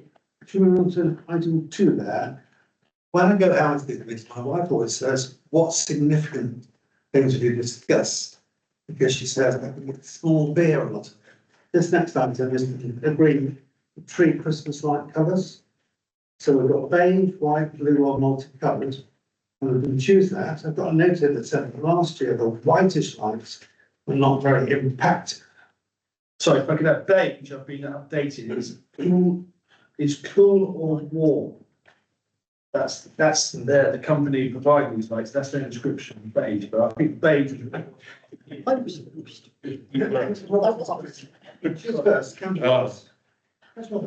want to see multicoloured. The last few years, I thought the trees looked very dull with just the lights we've got. And I know they're probably all LEDs or what have you, but I think multicoloured, the children like multicoloured. And after all, we put the tree up for the children of the town, basically. Yeah, good. Councillor Bartlett. It's not that arguing against that. No, I'm not, because I campaigned for years to get rid of the white lights and multicoloured lights. I hated the white lights when they first come in. When my children were little, I used to come back into town late at night in the car, they would ask me to drive around the town so they could see the multicoloured lights. Kids love multicoloured lights. I said at the time when we moved to it, if you wanted to see a white light, you just send a kid up to the bedroom and turn the bedroom light on. In terms of the yellow light or whatever it was, it's like butternut, you know, it's not very inspiring, is it? So I didn't want that. So I am desperate we have multi-coloured lights for the kids in this town. I'm proposing that, Chairman. I've campaigned for years for that. All those in favour, let's just do it slowly. Yes. Sorry, just in addition to that, the same company, because obviously I can go back to them and get the ball rolling with this because time is rapidly coming our way. They've asked, would we like to provide lights underneath the sycamore tree, which is next to the Christmas tree in the square? What they're proposing is asking if we're interested, it's an uplight. You see the illustration, I've got little pictures I put dotted around the desk there. I don't know what, just trying to get on it. So, because they're pushing us as a result on an answer. Just wondering not asking for any decisions, just. Chairman, is this just for Christmas? Yes. Or is it? Because if it wasn't, I wouldn't agree No, with just it for because Christmas. of the impact it has on moths and everything else. Because I know opposite me, we've got a lot of houses which have now got lighters on them. And it keeps the birds up at night and the moths go straight for that. Just sounding out. Councillor Barton. Yeah, I like trees being lit up at night. I think it looks fantastic. It's like my childhood, somewhere we used to go when I was a child, and I've always liked it. There's also the tree in East Street and the one in Lie Road as well. Almost opposite the sort of cortex surgery. If Austin's for it, I think we should look at several of the other trees around town. Cool market. Cool market. Yeah, that's not an uplight one, that's this is specifically the uplight, because the thing I thought about, if it was anything but uplight, it might detract from the Christmas tree. It's right next to it, basically. I think that's it, yes. I think would.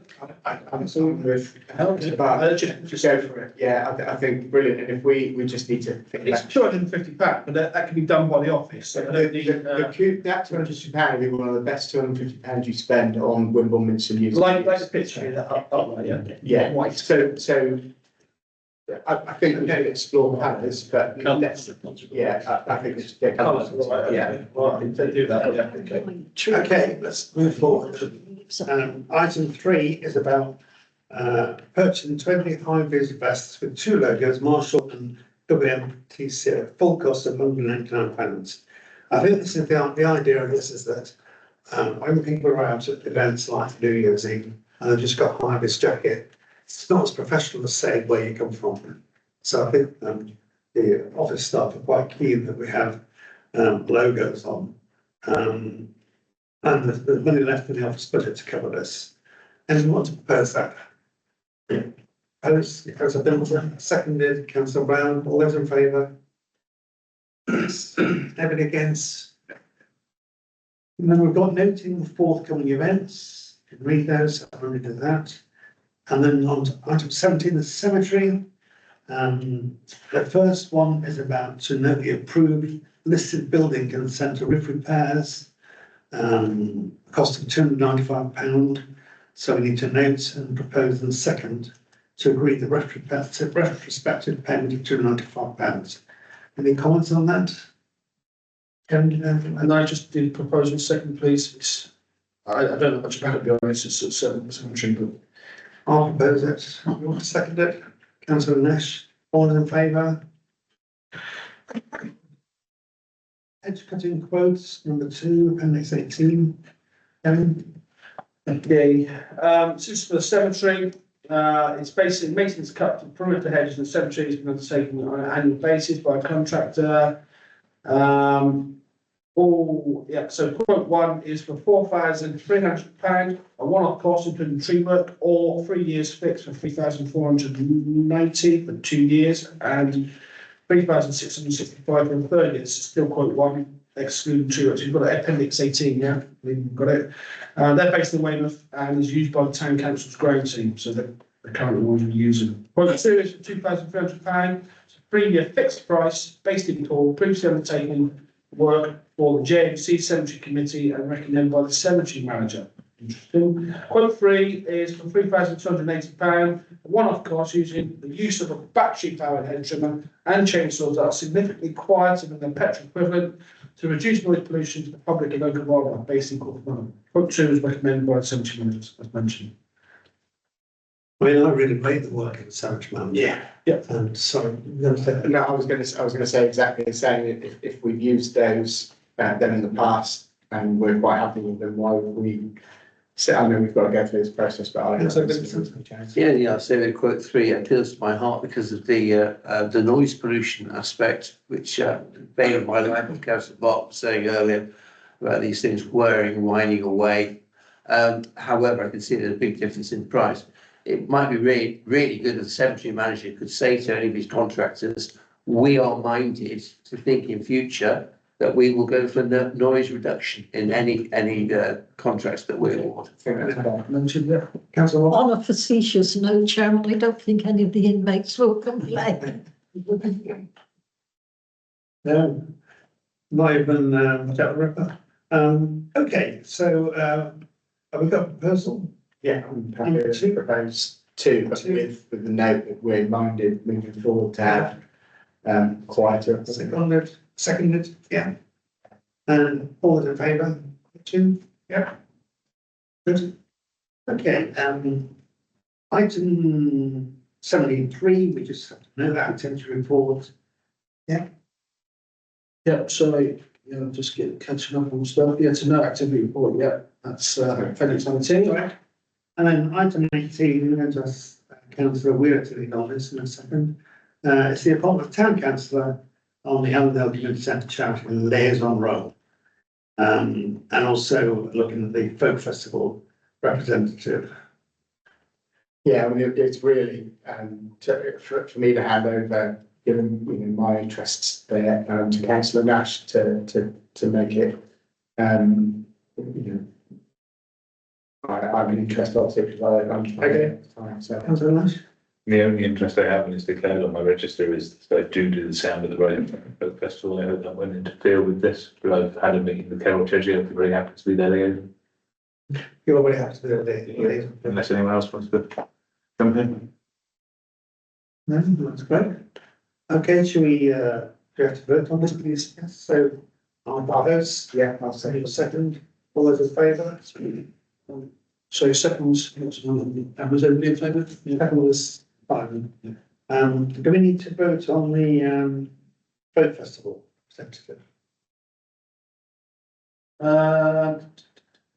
Just we want that. You can see on the bottom then, nobody wants to support. We all him folk and yeah, we already was. To be honest. yeah, okay. Oh, okay, we're going into the, okay. Sorry, just confirm.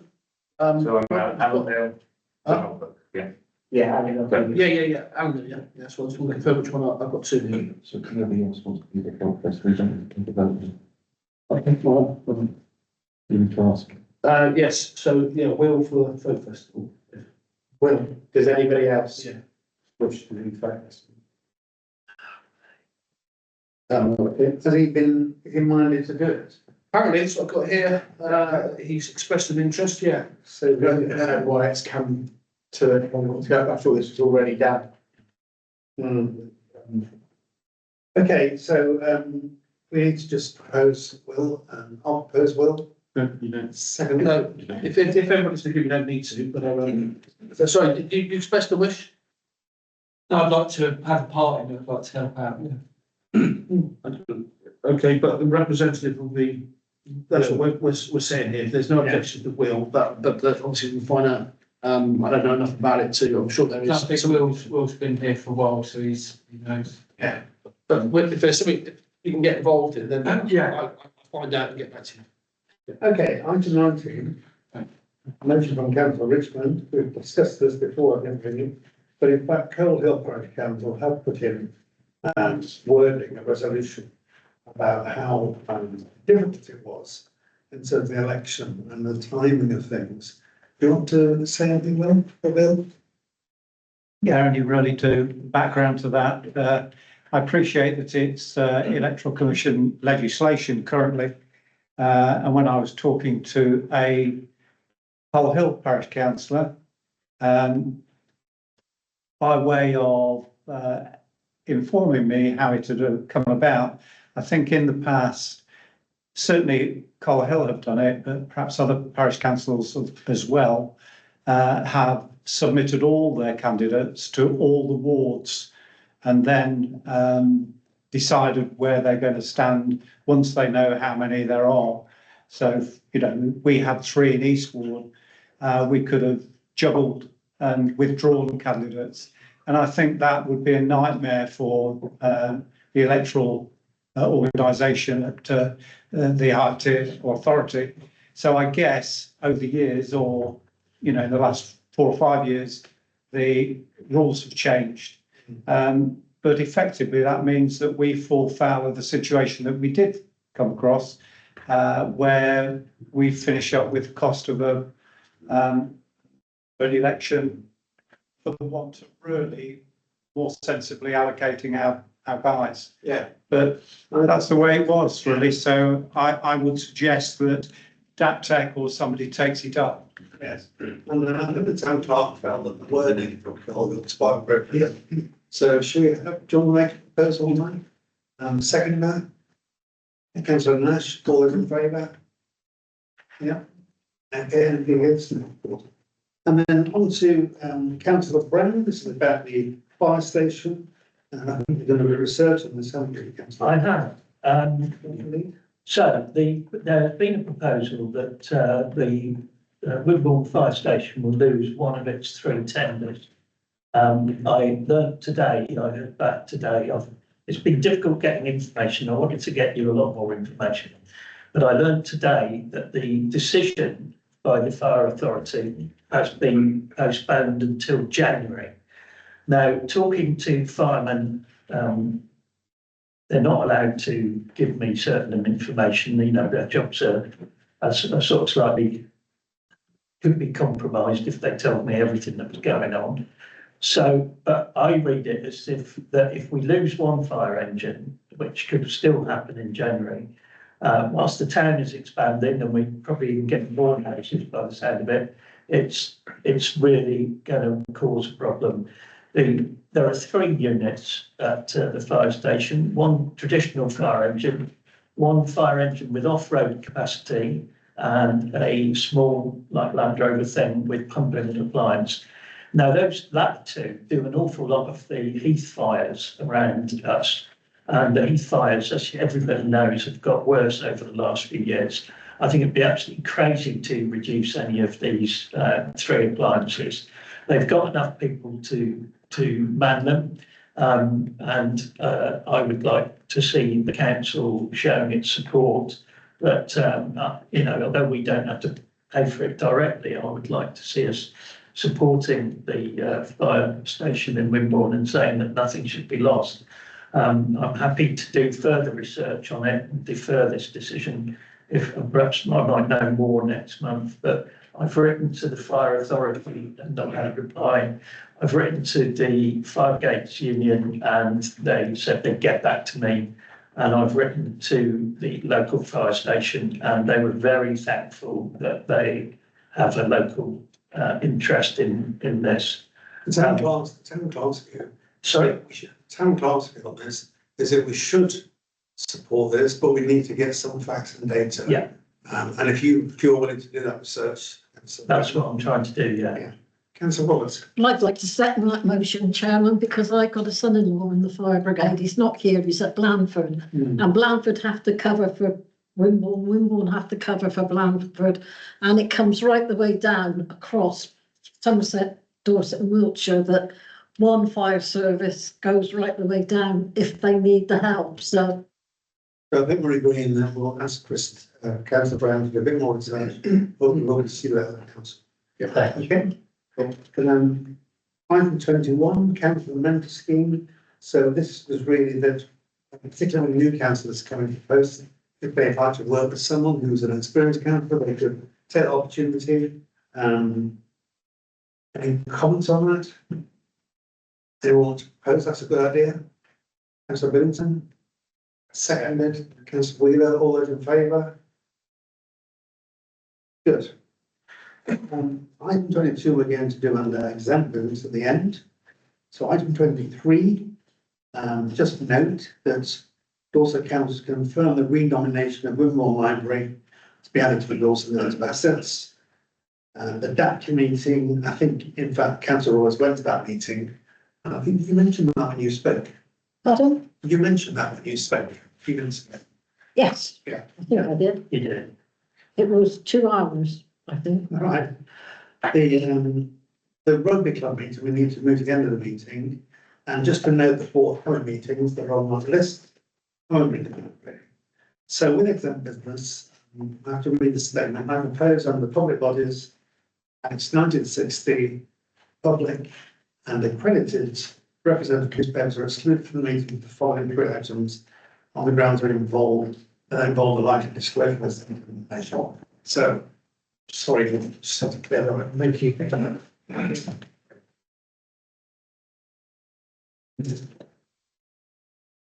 Thanks very much.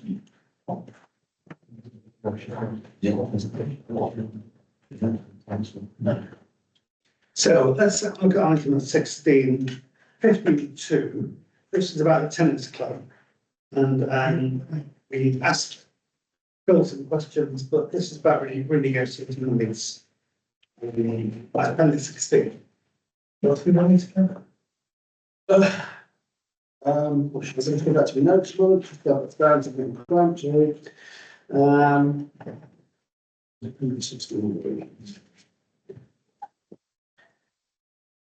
A suggestion made here that we should delegate this to the regulation. Yeah, so, yeah, agree that it can be delegated to the RLBC to progress and then recommend to full council the final new draft release document. So, yeah, so just propose and second to delegate to RLB. What does councillor Barton think? The chairman probably happy to come before the recognition committee. Sure. Okay. Everyone, councillor Roberts? Yeah. So, I'm so I could propose this. just mindful that I don't think the lease is in Phil Lewis's name, is it? It's his brother's. I believe that's the case, yeah, the solicitors. Okay, so I'm happy to propose that. All right, okay. What's second? The details in recognition, isn't it? So, Tell the specialist. oh, you did, I'm happy to second it. Right, okay, yeah, okay. All those in favour? Yes. Okay, and then we go to item 22, legal transfer of car to drive allotments. Right, that will need to be deferred because a important document, basically the original document had the wrong map. And they haven't updated it, so I haven't received it from the solicitor, so I need to defer that, please. Okay. Do we need to vote on that?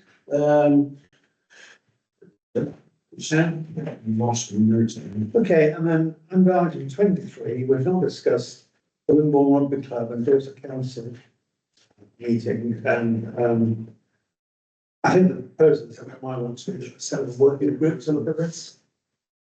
Councillor Barlow, what do you think? Just bear with me, I'll get to it.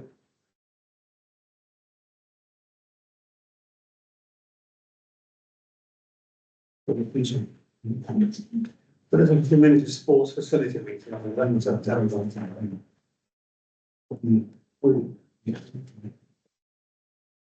Well, I catch your views about you looked at that. Just for noting, isn't it? Yeah, Notes, yeah, rugby club and Dorset Council exempt business, yeah, but capture you the people. And that's it. Chairman, is this for the new facility? Sorry? Is this for the new facility? Yes, the community, using it, community sports centre, there's another word for it, but that's it is. But just as for noting there, well, news notes are for noting. Business. Yeah, thank you, Chairman. This has been a long and torturous route for those of us that have been on Town Council. I think it would be beneficial for the new members if we actually ask the officers to come in and do a PowerPoint presentation on where we started from, where we've got to, and the future aspirations around trying to achieve what is a £5 million plus sporting village. It's coming off the section 106 agreements from the developments that you've had around town. One of the things the town council did, when East Dorsetshire Council developed their local plan, which was adopted in 2014, as I said earlier, you'll be aware that various town and parish councils, the minute they've got any building that's going to come into any housing, everybody jumps up and down, said we don't want it, and said that NIMBYism takes place. What the town council did under the clerk at the time, Lawrence Hewitt, is that we actually got into bed with East Dorsetshire Council's statutory planning authority to derive the best outcomes we could get for the residents and the population of the community of Wimborne, because we were going to get the housing anyway. You can jump up and down all you want. The housing is going to go somewhere. Somebody's going to get it.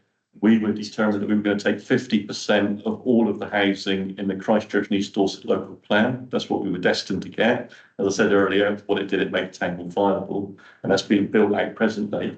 But as you saw from the presentation over the football club earlier in the meeting, and from this, and various other things in terms of allotments and everything else around town, we've done pretty well actually over the section 106 agreements. The same sites impacted the amount of social and affordable housing we're going to get. The same sites are the suitable areas of natural green space. They come into play because we're within 4 kilometres of Dorset, Lowline, Heathland. So under planning, they don't want you doing recreational activities out on what is now a pressure resource. The fact they built Camford Heath and built on 70% of Dorset, Lowline, Heathland over the previous decades. They've now woken up the fact we shouldn't be building on Heathland, and they don't want you walking on it either. So that's why we get the same sites. That impacted heavily the social affordable housing, because under the viability, someone had to give. So the solicitors got very clever about it, and they argued the case they couldn't deliver the amount of social affordable housing we got. The sites were delivering about 36% on average across the sites. And the same sites are now what was formerly probably Greenbelt that you can now get out on recreational. Now it'll be managed by livestock chiefly, because it's meadow land effectively. But I think it would be beneficial, Chair, if we ask the office to come in and give a presentation to bring the new members up to speed. Yeah, absolutely. Yeah, noted. And I'll do Thursday design. Good. Now, the last meeting, just as we finish, I said, to propose something for the future meeting. Councillor Brown said, I want to raise about the fire engines, which was on the agenda, so that's a good bit of democracy. Does anybody here want to raise anything at a future meeting? It's your chance. Could I just ask, no, we never look at it, but the 3 grass tennis courts that used to exist, what did the tennis club not make use of those? Did they not want to make use of them? I'm not sure. Might be before my time.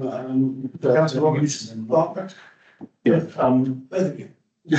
they didn't express a use in wanting to use the grass tennis courts. They did have a conversation around it, but they weren't of a view really. I think that they could make it work. The tennis courts were not cost prohibitive to maintain and to keep up. They were a cost to the council.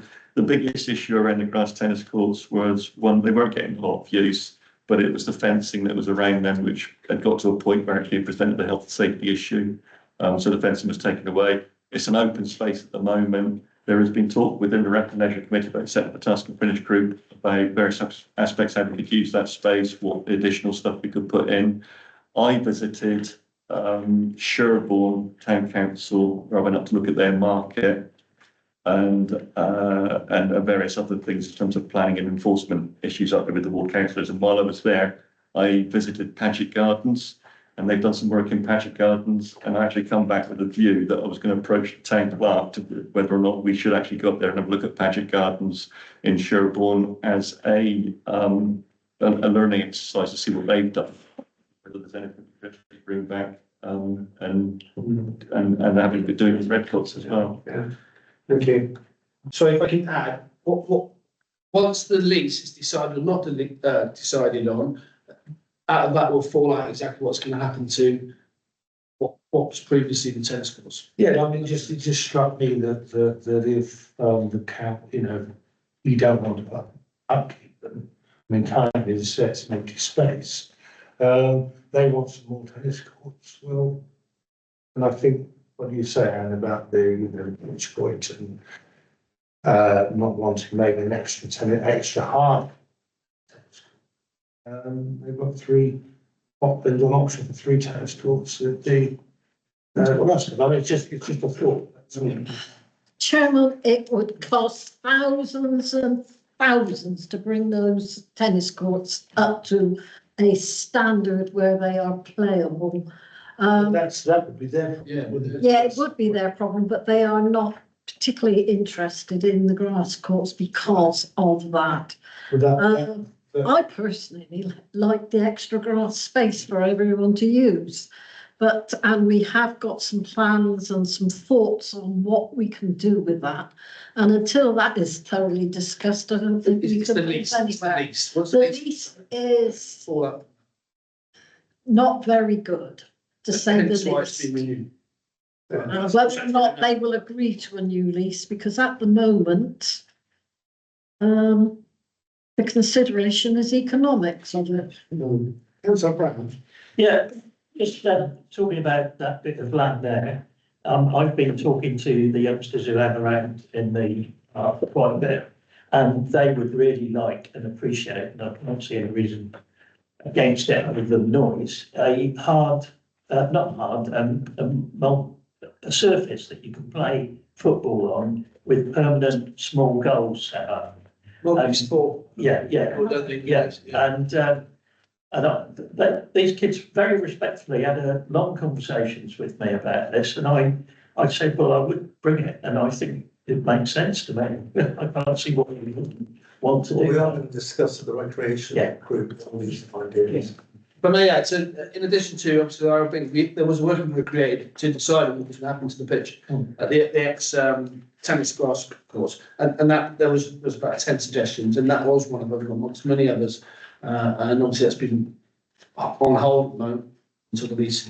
So, and then so we've got all these suggestions of what to do with them, and then that'll be a consultation, and we'll go from there.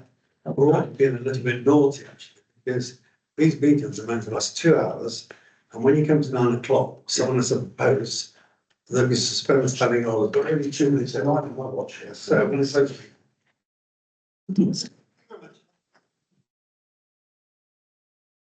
Because